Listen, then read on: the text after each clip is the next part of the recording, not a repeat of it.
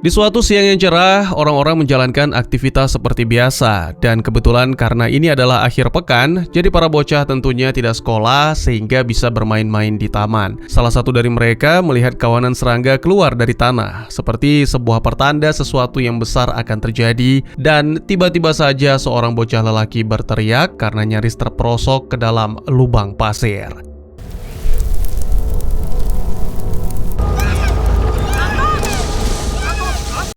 Dan ya, apa yang sebenarnya terjadi? Selamat datang dan selamat berjumpa kembali bersama saya Teguh Gusto. Bagaimanapun kabar dan dimanapun berada, ingatlah selalu jangan tunggu kehilangan untuk belajar menghargai yang kamu miliki saat ini. Seperti biasa, saya akan menceritakan tentunya tentang sebuah film, dan kali ini berjudul Afgrunden atau dalam bahasa akamsinya Jurang Maut. Sebuah film yang rilis pada tahun 2023, disutradarai oleh Richard Holm dan dibintangi oleh para aktor yang tentunya tidak perlu diragukan karena pastinya saya belum kenalan. Maka dari itu, marilah jangan kelamaan, marilah kopinya disiapkan, dan marilah cerita kita lanjutkan.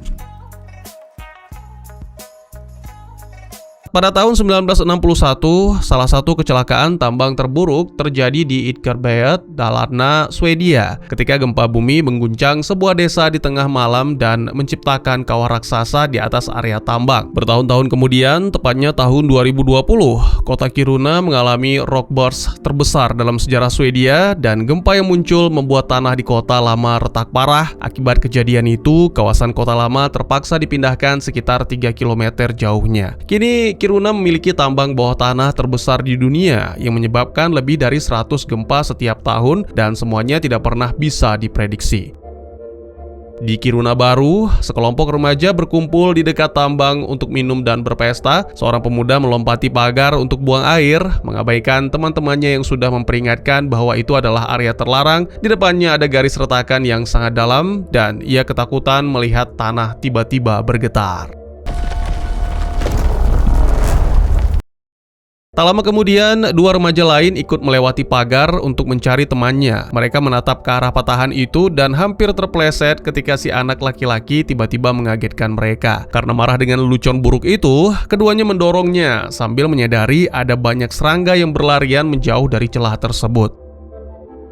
Si pemuda bersiap pergi, tetapi pada saat itu terjadi gempa lain dan kedua temannya tiba-tiba sudah hilang. Si pemuda lalu berlutut untuk mengintip ke dalam retakan itu, mencoba mencari mereka. Sesaat kemudian ia merasakan lagi gempa kecil sebelum akhirnya ia sendiri ikut terjatuh. Di kota, seorang pria bernama Tage sudah menyiapkan kue ulang tahun untuk putranya Simon. Ia sebenarnya sedang khawatir karena Simon tidak mengangkat telepon setelah tadi malam pergi bersama beberapa teman. Sementara itu, ditampilkan seorang wanita bernama Frigga sedang melakukan pengecekan rutin pada peralatan di gunung ketika mendapat telepon yang melaporkan bahwa gempa kecil baru saja terjadi di dekat tambang. Frigga menjelaskan bahwa gunung itu masih tidak stabil setelah insiden terakhir, sehingga guncangan kecil seperti itu masih dianggap hal wajar.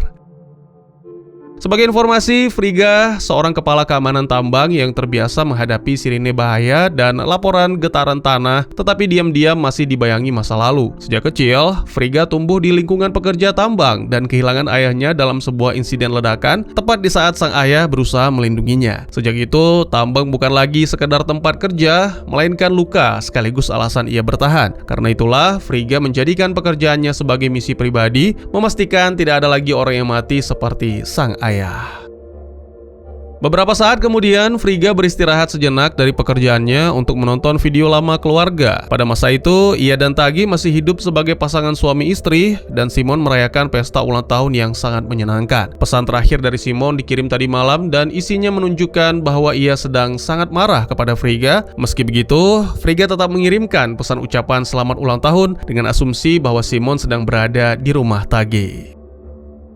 Setelah itu, Frigga menjemput kekasihnya Dabir di stasiun kereta. Ini sebenarnya sesuatu yang mengejutkan, karena sebenarnya Dabir datang besok, jadi hari ini Frigga bisa berkumpul bersama keluarga merayakan ulang tahun Simon. Tapi ya sudahlah, dalam perjalanan kembali ke kota, Dabir berkomentar tentang kondisi gunung, dan Frigga menjelaskan bahwa orang-orang kini perlahan mulai pindah dari sana. Pada akhirnya, kegiatan tambang akan menyebabkan kerusakan pada tanah sekitar, sampai tidak ada lagi yang tinggal di wilayah itu.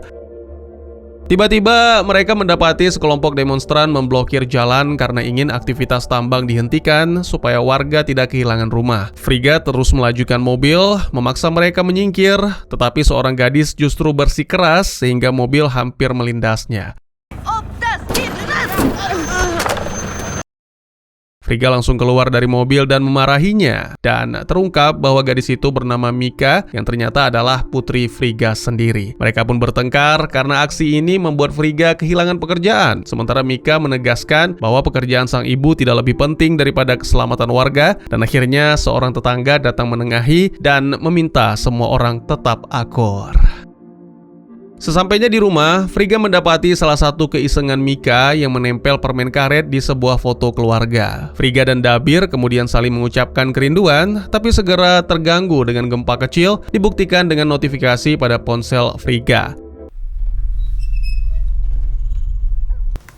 Barry gör små justeringar hela tiden. Beberapa waktu kemudian, Dabir memperhatikan retakan pada langit-langit rumah dan mulai cemas memikirkan dampak semua gempa ini terhadap kota. Frigga juga mendengar anjing-anjing milik tetangga menggonggong keras di luar dengan cara yang tidak biasa. Bersama dengan itu, Tagi datang dan menjelaskan bahwa ia tidak bisa menemukan Simon. Suasana menjadi canggung ketika melihat Dabir di rumah, sehingga Frigga pun terpaksa memperkenalkan mereka satu sama lain.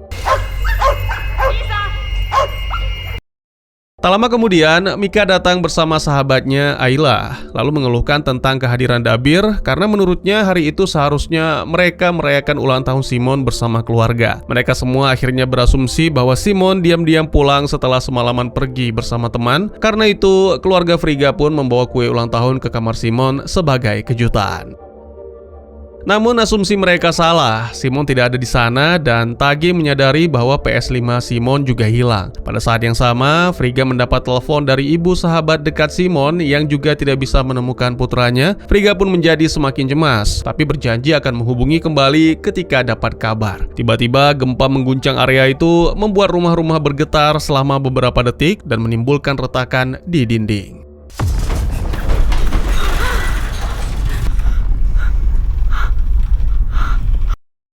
Frigga dan Tagi mengecek angka di ponsel mereka dan menyadari kalau keadaan mulai memburuk. Pihak tambang lalu menelepon untuk meminta bantuan karena gempa tersebut telah menyebabkan runtuhan di dalam terowongan. Sebelum berangkat, Frigga menyuruh Mika untuk mencari adiknya. Saat mereka keluar rumah, para orang dewasa memperhatikan anjing tetangga menggonggong semakin keras sambil berlari menjauh dari arah gunung yang terasa sangat tidak biasa.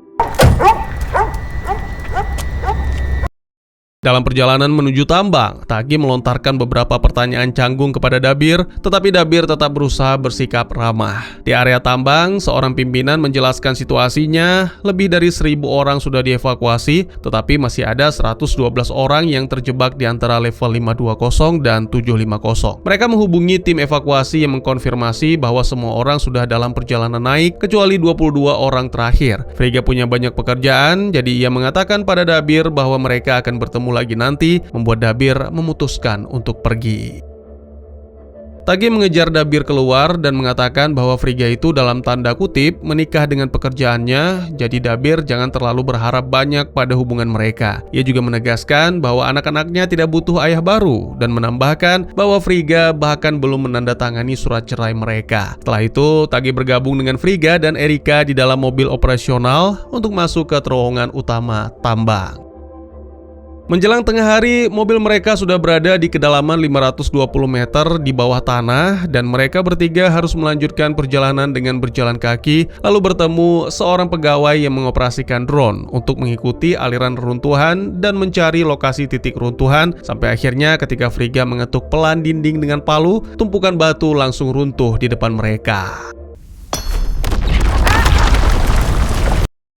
Wanita itu terpaku beberapa detik, tapi untungnya mereka hanya mendapat beberapa luka gores. Setelah itu, Frigga memeriksa lubang baru di dinding dan terkejut saat menyadari sisi lain dinding itu ternyata berongga. Mereka mengirim drone masuk dan menemukan bahwa rongga tersebut ukurannya sangat besar. Drone menjelajah hampir 2 km dan membuat mereka sadar bahwa lubang ini sedang melebar ke arah kota. Erika pun mengusulkan agar mereka segera mengevakuasi warga, meski Tagi menganggap itu terlalu berlebihan, sehingga Frigga menjelaskan bahwa kota akan segera runtuh. Lalu ketika tim berusaha keluar, mereka mendengar gemuruh. Frigga menyentuh dinding untuk menganalisis situasi dan begitu gempa makin parah, ia menyuruh semua orang berlari menuju ruang aman.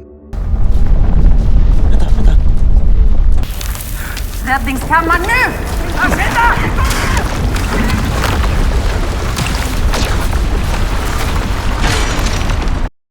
Sementara itu, Mika terus mencari Simon dan dari seorang remaja lain ia mengetahui soal pesta tadi malam. Gadis itu mencoba menghubungi sang adik, tetapi Simon tidak menjawab dan saat berjalan di kota, Mika berkali-kali menginjak sekumpulan serangga. Di rumah, Ayla dan saudara-saudaranya juga memperhatikan banyak serangga yang berlarian seolah sedang berusaha kabur dari sesuatu. Tiba-tiba sebuah lubang terbuka di taman pasir dan seorang bocah terperosok jatuh, membuat Ayla segera berlari menyelamatkan.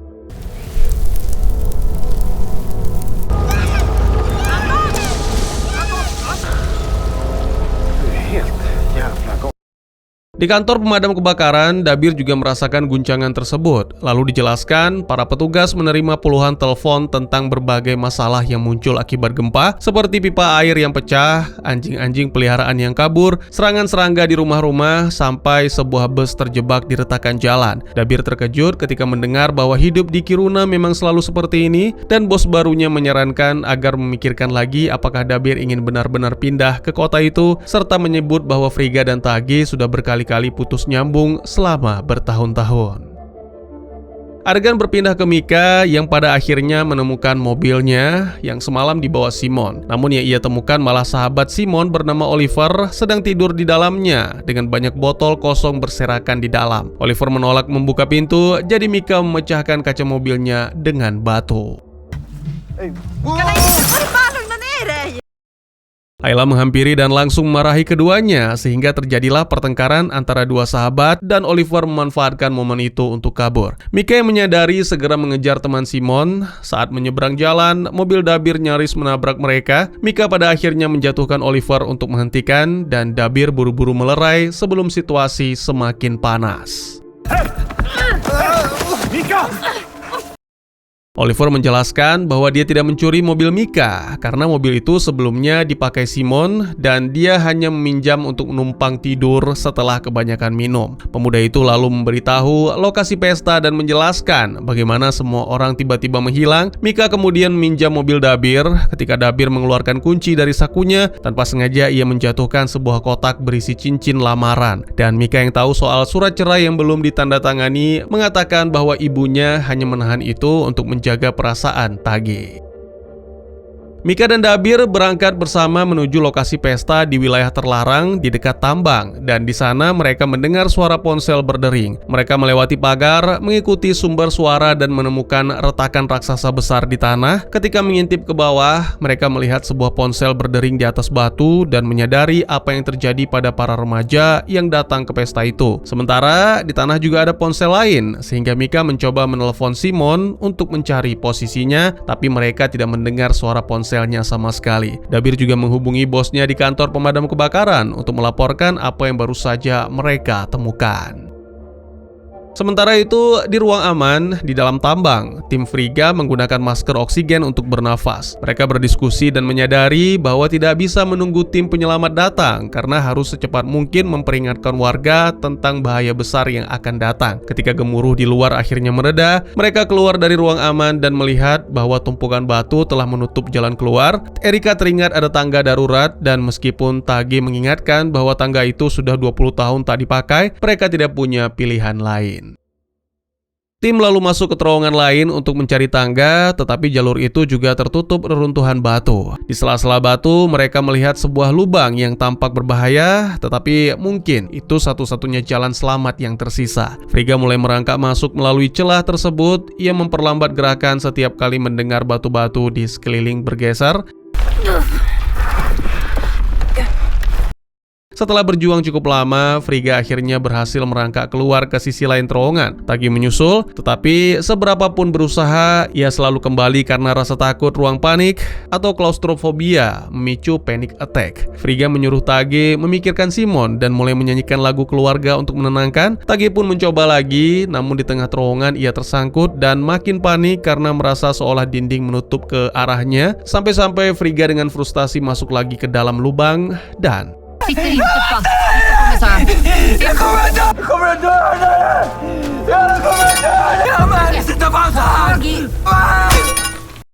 Frigga terpaksa menarik Tagi keluar, dan tak lama kemudian ketika tersadar, Tagi memeluk erat Frigga sebagai ucapan terima kasih. Petugas operator drone yang bernama Patrick bisa menyeberangi terowongan itu tanpa masalah. Saat Erika mencoba, sebuah batu jatuh menimpa kakinya dan membuat wanita itu terjepit. Jadi Frigga pun kembali merangkak masuk untuk menolong, namun sangat disayangkan.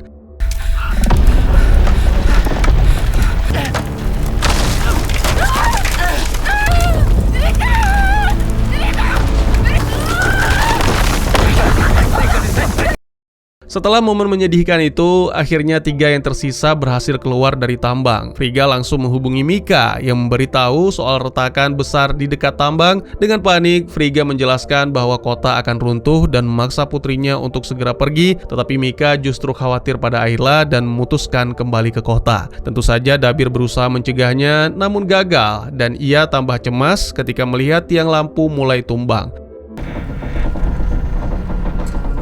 Du har hämtat mamma om det var hon!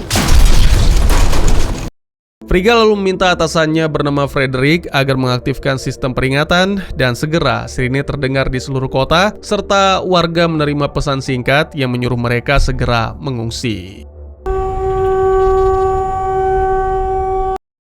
Tak lama kemudian, kemacetan parah memenuhi jalan-jalan karena semua panik ingin menyelamatkan diri. Tagi dan Frigga sudah kembali ke kota untuk mencari Mika dan Simon, dan saat menunggu di tengah kemacetan, Tagi mengatakan bahwa setelah semua ini berakhir, ia akan merelakan Frigga menjalani hidup baru bersama Dabir. Pada saat yang sama, Frigga melihat seorang remaja di kerumunan dan mengira itu mungkin Simon, sehingga Tagi langsung mengemudikan mobil di atas trotoar untuk mengejarnya. Ia berusaha menghindari orang di depannya, tapi akhirnya ruang untuk mobil habis dan mereka terpaksa melanjutkan pencarian dengan berjalan kaki. Beberapa warga yang kenal menghampiri Frigga dan menuntut penjelasan tentang apa yang sedang terjadi. Pada saat yang sama, Mika menemukan Ayla dan menjelaskan situasi sambil mengajaknya ikut. Di luar, Dabir melihat seorang nenek yang pingsan dan berusaha menolong. Lalu retakan mulai muncul di jalan-jalan seluruh kota. Mika naik mobil bersama Ayla dan neneknya, tetapi saat hendak jalan, mobilnya tak bisa bergerak karena salah satu ban terjebak di dalam retakan. Sementara kota mulai berguncang hebat dan kaca-kaca jendela gedung pecah satu persatu.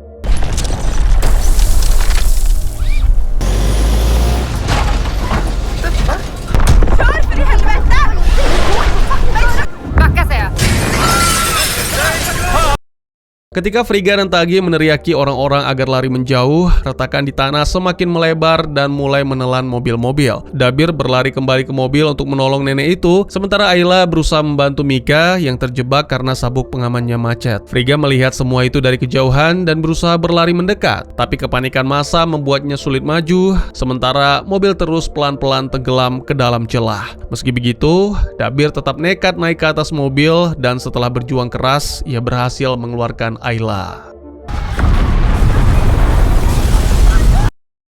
Saat itu, semua orang tercengang melihat gunung mulai runtuh, longsoran raksasa terbentuk, dan perlahan meluncur turun menuju kota. Dabir masuk ke dalam mobil dan memotong sabuk pengaman agar ia dan Mika bisa keluar dari jendela. Setelahnya, seluruh keluarga berkumpul kembali dan berlari bersama-sama, sambil membantu orang-orang yang terjatuh atau terlalu syok untuk bergerak. Ayla mengambil kereta bayi dari tangan seorang ibu yang terpaku ketakutan dan mendorongnya sendiri. Sementara itu, Frigga cemas melihat sebuah mobil menabrak remaja yang tadi ia kira sebagai Simon. Tidak lama kemudian, longsoran mencapai kota.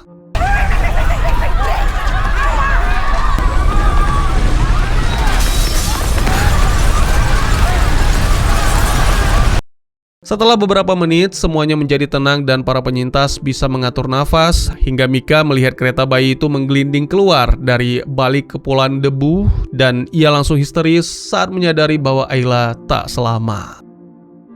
Friga dan Tagi memeriksa remaja yang tertabrak mobil.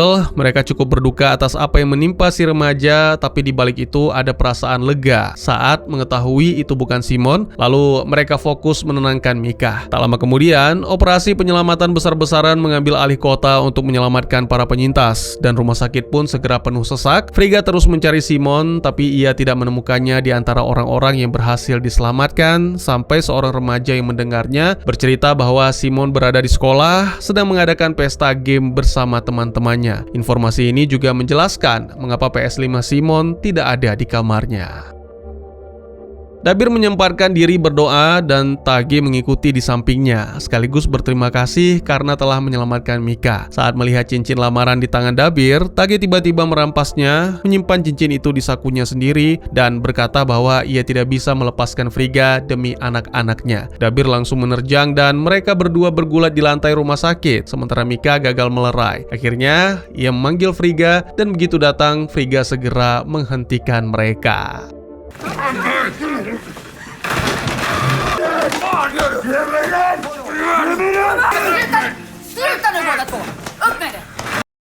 Setelah itu, keluarga mereka keluar dari rumah sakit untuk mencari Simon dan terkejut melihat kawah raksasa yang ditinggalkan oleh gempa. Ketika tiba di sekolah, mereka menemukan seorang remaja berdiri di depan pintu, tetapi anak itu terlalu syok untuk menjawab pertanyaan apapun, sehingga keluarga itu langsung bergegas masuk dan melihat kekacauan serta kehancuran di mana-mana.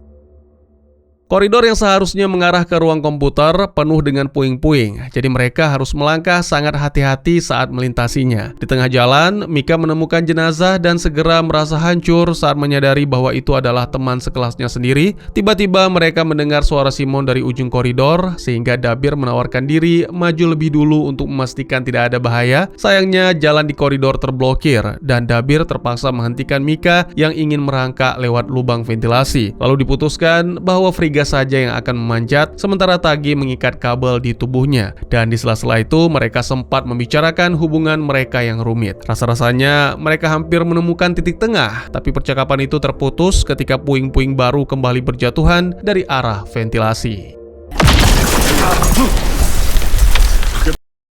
Dua pria itu menyimpulkan bahwa mereka sebaiknya mencari jalur lain, dan Friga melihat sebuah lubang kecil sehingga nekat menyusup masuk, dan sesaat kemudian sisa puing runtuh menutup celah di belakang, memisahkan wanita itu dari kelompok.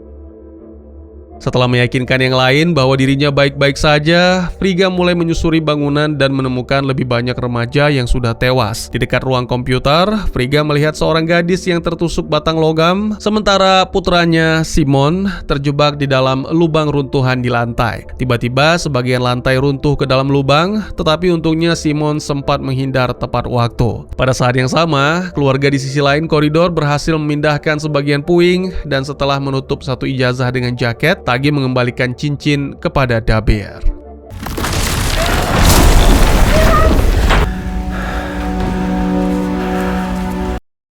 Mereka masuk ke dalam ruangan dan melihat Friga sedang melemparkan kabel ke arah gadis yang berada di seberang lubang. Ketika gadis itu berusaha meraihnya, gerakan kecil justru membuat lantai di sekitar semakin runtuh dan guncangan membuatnya berakhir mengenaskan.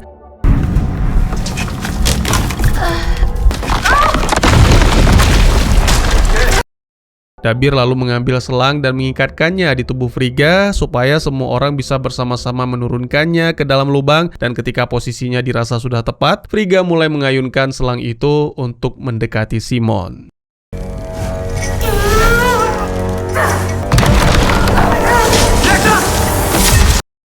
Berat tubuhnya membuat bagian lantai lain patah, dan Friga berayun ke arah potongan logam yang menembus kakinya. Rasa sakitnya luar biasa, dan di tengah lantai yang terus runtuh, jasad si gadis ikut jatuh ke dalam lubang. Dabir memperingatkan Friga agar tidak mencabut besi itu jika tidak mau kehabisan darah. Sementara itu, Simon menatap lubang itu dengan ngeri sebelum menyadari bahwa ibunya hampir pingsan karena kesakitan. Jadi, ia terus mengajaknya bicara agar tetap sadar.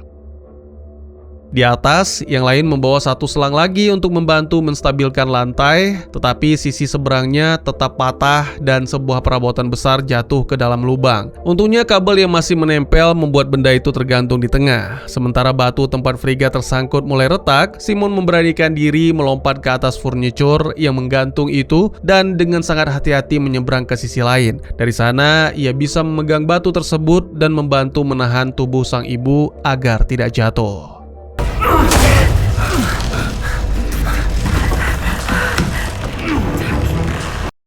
Mika pun melakukan hal yang sama, nekat menghampiri dan berupaya menghentikan pendarahan sang ibu. Dan ya, kini kakak beradik itu bisa mendorong tubuh Frigga hingga terlepas dari besi. Okej, okej. 1, 2. Setelah itu Frigga mengikat selang di tubuh Simon dan para pria di atas menariknya. Tapi lubang mulai ikut runtuh, jadi Mika dan Frigga tidak punya pilihan selain melompat ke atas furnitur yang menggantung.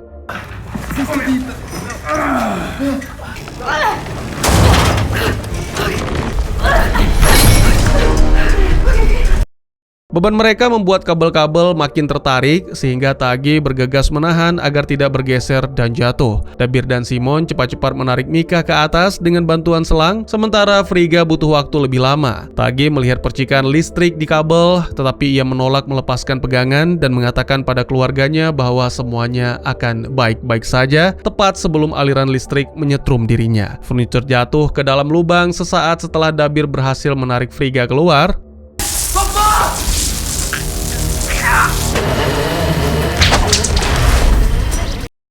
Simon berlari menghampiri Tage untuk memeriksa kondisinya dan Dabir menyusul untuk melakukan CPR. Tage membisikkan sesuatu kepada Dabir sebelum akhirnya tubuh terkulai lemas dan di saat yang sama tim penyelamat akhirnya tiba, tapi sayangnya nyawa Tage tidak tertolong.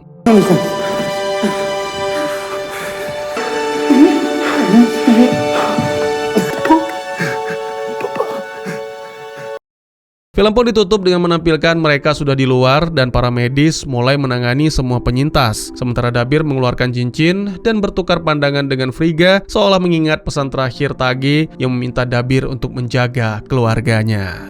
Dan tamat. Sebuah film bencana yang cukup solid dan layak ditonton, terutama karena berhasil menggabungkan ketegangan runtuhnya kota tambang dan drama keluarga yang emosional. Visual amblesan tanah, gempa, dan bangunan yang perlahan ditelan bumi dibuat meyakinkan tanpa terasa berlebihan. Menjelang akhir film, kota Kiruna sudah benar-benar berada di ambang kehancuran. Tanah terus berguncang, retakan makin melebar, dan bangunan-bangunan mulai runtuh satu persatu karena rongga raksasa di bawah kota sudah tidak mampu lagi menahan beban. Frigga, yang sejak awal bekerja sebagai kepala keamanan tambang, sadar bahwa ini adalah puncak dari semua peringatan yang selama ini diabaikan. Di tengah kekacauan itu, ia bukan hanya harus memikirkan ribuan warga, tetapi juga keluarganya sendiri yang tercerai-berai. Karena itulah, bencana besar ini sekaligus menjadi ujian terakhir antara tanggung jawabnya sebagai petugas tambang dan perannya sebagai seorang ibu. Di sisi lain, Mika mencoba menyelamatkan diri bersama Ayla dan nenek Ayla ketika kota mulai ambles. Dan momen paling genting, Ayla tidak berhasil keluar dari zona bahaya dan tewas di tengah runtuhan. Sedangkan Mika selamat tapi hancur batinnya. Kematian Ayla membuat Mika memandang tambang dan kota Kiruna dengan cara yang berbeda karena sekarang bencana itu bukan lagi sekedar masalah pekerjaan ibunya, melainkan sesuatu yang telah merenggut seorang sahabat. Dari sini, beban rasa bersalah yang dipikul Frigga terasa jauh lebih berat sebab ia seolah menyaksikan bagaimana sistem yang selama ini ia jaga justru ikut menghancurkan hidup anaknya. Sementara itu, misteri keberadaan Simon akhirnya terjawab ketika Frigga mendapat petunjuk bahwa putranya berencana merayakan ulang tahun dengan bermain game bersama teman-teman. Simon memang sengaja pergi di hari yang spesial dalam hidupnya karena sudah tidak kuat melihat kondisi keluarganya. Setiap tahunnya, Simon mengharapkan hal yang sama, yaitu ayah dan ibunya bersatu kembali, namun itu tidak pernah terjadi sehingga memutuskan untuk pergi dengan harapan mendapat keluarga yang lebih baik. Dalam momen hening ending, Frigga dan Dabir saling bertukar pandang, mengandung tekad untuk tetap hidup, yang mana menjadi isyarat bahwa mereka akan mencoba melangkah ke depan bersama-sama. Dengan demikian, film menutup cerita keluarga ini bukan dengan akhir yang rapi dan bahagia, melainkan dengan rasa kehilangan yang kuat, namun tetap menyisakan harapan. Secara tematik, ending film ini menegaskan bahwa manusia tidak bisa benar-benar mengalahkan alam, melainkan hanya bisa mengurangi dampak dan menyelamatkan sebanyak mungkin nyawa. Frigga berusaha keras menjaga tambang agar tetap aman, tetapi pada akhirnya kota lama tetap harus ditinggalkan dan sebagian kerusakan tidak bisa diperbaiki. Jadi kini ia memilih untuk memprioritaskan keselamatan anak-anaknya, bukan lagi membela sistem yang jelas-jelas bermasalah. Pengorbanan Tagi juga menjadi penutup yang pahit namun hangat, karena meski ia tidak bisa mempertahankan pernikahan, ia tetap menjaga keluarganya sampai nafas terakhir. Pada akhirnya, bencana tambang menjadi panggung besar bagi konflik yang lebih pribadi, retaknya keluarga, upaya penebusan, dan keberanian untuk tetap hidup setelah semuanya runtuh. Bagaimana menurut kalian?